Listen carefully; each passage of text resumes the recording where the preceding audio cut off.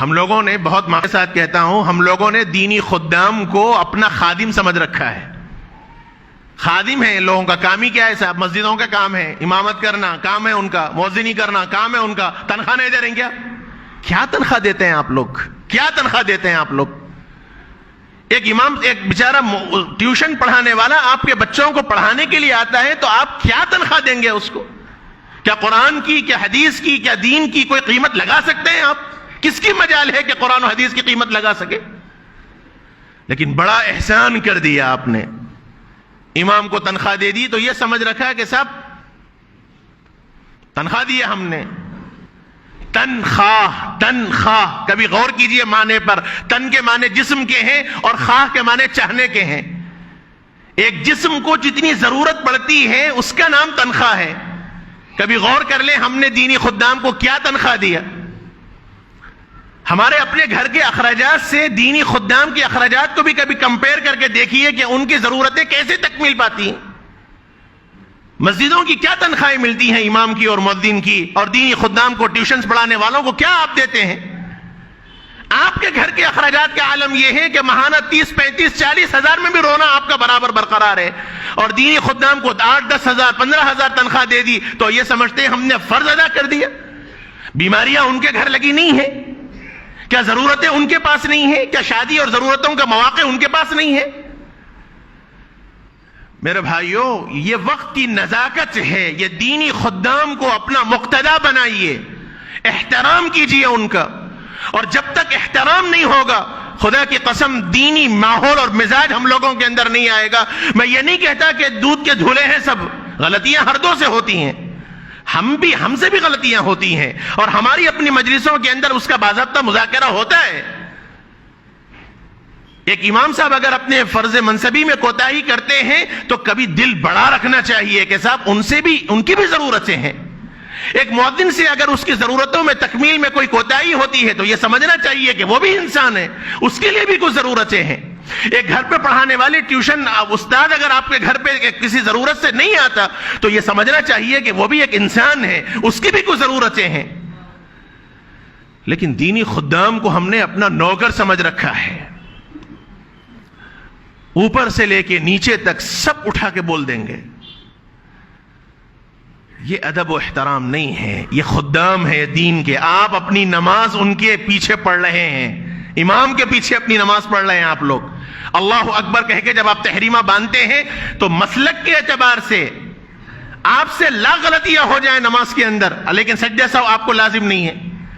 اور وہی اگر ایک امام سے غلطی ہو جائے، آپ کہیں گے صاحب میرے سے غلطی نہیں ہوئی، امام سے ہوئی، میں سجدہ سہو نہیں کروں گا، آپ کی نماز نہیں ہوگی. امام کو جب آپ نے اللہ اکبر کہہ کر تحریمہ باندھ دیا تو آپ نے اپنی نماز کو امام کے حوالے کر دیا. اب آپ اپنی مرضی نہیں چلا سکتے. امام رکوع کیا تو رکوع، امام سجدہ کیا تو سجدہ. یہ حال ہے امام کا. اور ہمارے پاس اماموں کا مقام و مرتبہ کیا ہے؟ مؤذن اعلان کرتا ہے، آپ کو وقت شروع ہونے کی اطلاع کرتا ہے، وہ آپ کو ندا لگاتا ہے، حی علی الصلاح، آئیے نماز کی طرف، آئیے کامیابی کی طرف. وہ آپ کو آپ کے دنیا کے جھمیلوں سے نکال کر اللہ کے گھر کی دعوت دے رہا ہے. اور ہم نے مؤذن کا کیا مقام و مرتبہ رکھا؟ ایک استاد گھر پر آپ کے بچوں کو پڑھانے آتا ہے تو وہ صرف قرآن نہیں پڑھا رہا ہے، وہ صرف دینی ماحول نہیں فراہم کر رہا ہے، بلکہ وہ آپ کے بچے کو دینی تربیت کر رہا ہے. وہ آپ کے بچوں کو مرتد ہونے سے، وہ آپ کے بچوں کو دین بیزار ہونے سے بچا رہا ہے. اور آپ نے اس کے ساتھ کیا معاملہ کیا؟ یہ تو پوچھنا ہی نہیں چاہیے تھا. آپ اپنی خوشی سے، اپنی حیثیت کے مطابق دیتے. لیکن یہ جو بھاؤ تاؤ کیا جاتا ہے ٹیوشن پڑھانے کے واسطے، کیا لیں گے صاحب، کتنا لیں گے صاحب، بہت زیادہ ہے صاحب، 4 بچے ہیں صاحب، کچھ تو کم کیجئے صاحب. مذاق بنا رکھا ہے دین کا ہم لوگوں نے.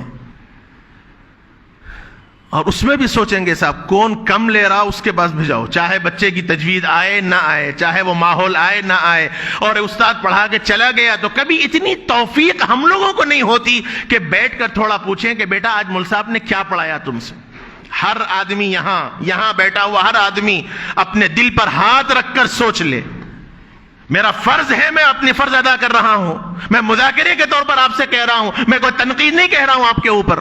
میرا فرض ہے وارث رسول ہونے کی حیثیت سے ہم میں کا ہر ساتھی اپنے دل پر ہاتھ رکھ کر یہ سوچے کہ میں اپنے بچے کی تعلیم کے واسطے اور خاص طور پر دینی تعلیم کے واسطے کتنا فکر مند ہوں،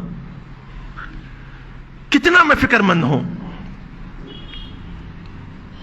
ایک استاذ کو اگر میں نے رکھ دیا تو کبھی میں نے پوچھا استاذ سے کہ حضرت کیا میرا بچہ پڑھ رہا ہے، میرا بچہ کتنا آگے بڑھ رہا ہے؟ کبھی میں نے پوچھا؟ استاذ اگر لاپرواہی کر رہا ہے تو وہ بھی انسان ہے، لاپرواہی اس سے بھی ہوتی ہے. ہمارا کام ہے ادب کے دائرے میں رہ کر ان سے بھی بات کی جائے کہ مول صاحب اتنا وقت ہو گیا، بچہ آگے نہیں بڑھ رہا، کچھ خیال کیجئے. یہ چیزیں ہمارے پاس نہیں ہیں تو پھر ادب کہاں سے آئے گا ہماری اولادوں میں؟ دین کہاں سے آئے گا؟ آج بچے بلوغت کی عمروں کو پہنچ رہے ہیں، بلوغت کی عمر کو پہنچ رہے ہیں، بالغ تک ہو جا رہے ہیں بچے، لیکن ان کو غسل کے فرائض نہیں معلوم ہے. یہ سچی باتیں میں کہہ رہا ہوں آپ سے، کوئی فرسودہ باتیں نہیں کہہ رہا ہوں. غسل فرائض، غسل کن چیزوں سے واجب ہوتا ہے، غسل کس کو کہتے ہیں، غسل فرض کیسے لیا جاتا ہے، یہ نہیں معلوم. ان کو بس یہی معلوم ہے گھر میں بابا نے شاور لگا دیا، شاور کھول دیا، ٹھہر گئے، نہا لیے، ختم. لیکن غسل میں نیت بھی ضروری ہے، کیسے غسل ہونا چاہیے، غسل کے آداب کیا ہیں. نہ باپ کو اتنی فکر ہے کہ وہ اپنی اولاد کو سمجھا سکے، نہ استاذ کو باپ نے بتلایا کہ میرا بچہ قریب البلوغ ہے، ذرا آپ اس کی فکر کریں. یہ ضرورت ہے میرے بھائیوں، خاص طور پر اولاد اور اولاد میں بھی لڑکیوں کی بہت تربیت کی ضرورت ہے. اپنے گھر میں دینی ماحول کو پیدا کرنے کی ضرورت